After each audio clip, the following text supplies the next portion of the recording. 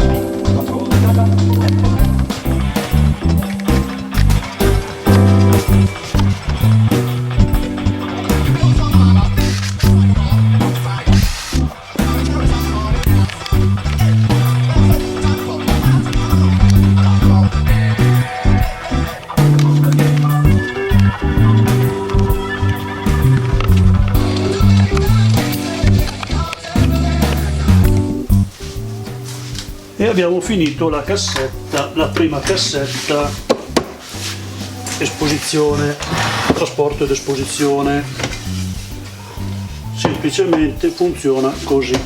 Sollevato il coperchio, abbassata qua la prima spondina e la seconda spondina, faccio vedere un paio, poi ce ne vanno molti di più, si possono appoggiare le riviste così, più grandi, più piccole, comunque basta che ci stiano qua.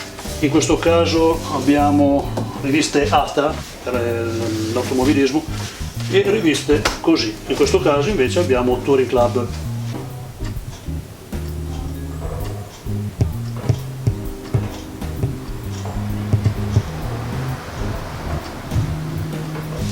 Il procedimento è semplicissimo perché quest'asse qui incernierata, una volta chiusa basta tenerla, si può chiudere e trasportare benissimo la cassetta.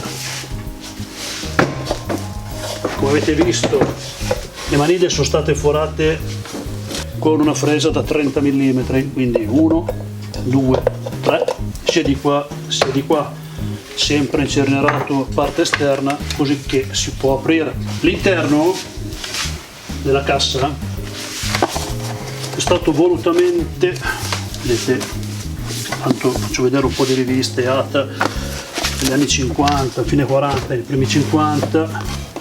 Qui abbiamo le vie d'Italia, l'annata completa, ci sono diverse annate complete, dovesse servire, interessare, gli anni 30. E questo è del 1912, molto bella questa qua, queste grafiche sono stupende, non belle.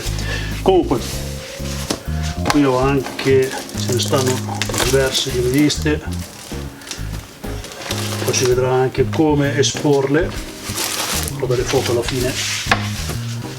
Dicevo, la parte interna è stata volutamente suddivisa in due proprio per comodità mia, per avere accesso alle riviste, quindi dividendo le riviste e avendo accesso.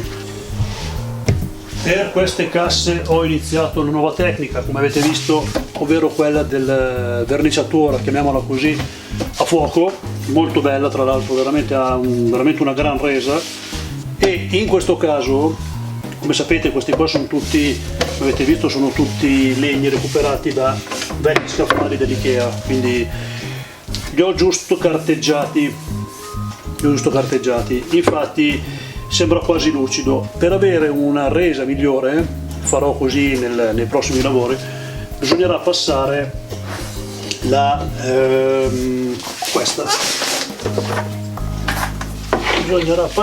poi vedrete nei prossimi video, questa, la spazzola di ferro. La spazzola di ferro veramente ha una violenza assurda sul legno, anche perché quello che vogliamo dare, appunto, come sapete, è il vecchio, il vintage, l'invecchiato, comunque l'industrial chic, sapete, l'industrial chic.